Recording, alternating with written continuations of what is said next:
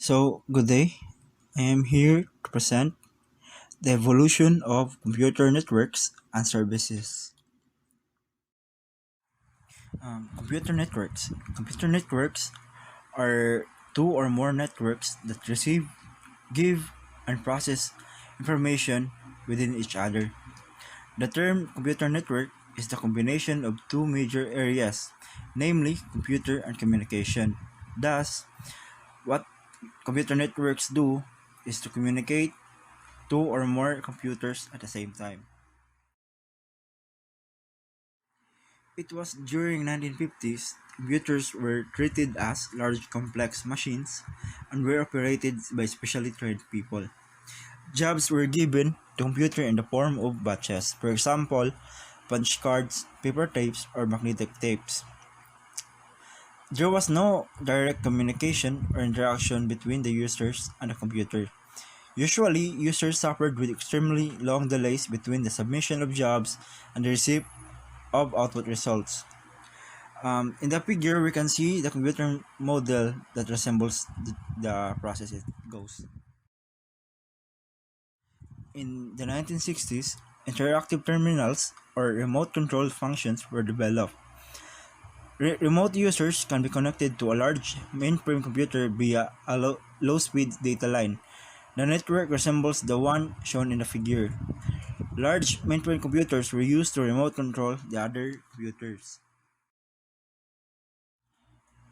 Furthermore, in 1960s, when more devices are connected to a computer, it is not so economical to have a separate communication line from each device to the computer. To solve this problem, multiplexers and concentrators were developed.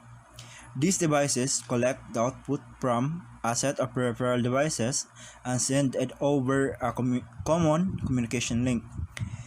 Special communication processors called front-ends were developed to relieve their mainframe computers from performing all the communication functions. Also in 1960s, time-sharing system was developed by Fernando J. Corbato.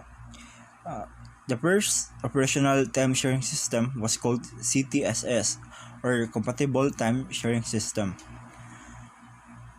And this development led to the development of many applications centered on a single computer. The concept of a large-scale general-purpose network was developed. Such a network consists of a set of nodes called network switches or interface message processors connected by means of interconnecting transmission links. Interconnecting links can be a wire, microwave radio, optical fiber, or satellite communication links. Nodes are located at geographically separated locations. Each node forwards the message passing through it to the next node in the concerned path. As technology advanced, inexpensive personal computers started replacing medium and large systems in many ways commercial and in educational institutions. Local area networks were developed. A LAN is capable of sharing expensive resources like laser printers, enterprise softwares, and etc., and provides access to a large database. Local area network were initially used for the purpose of connecting people.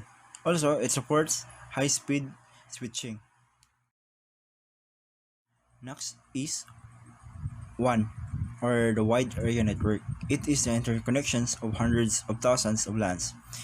It extends over a large geographic area for the primary purpose of computer network and information sharing.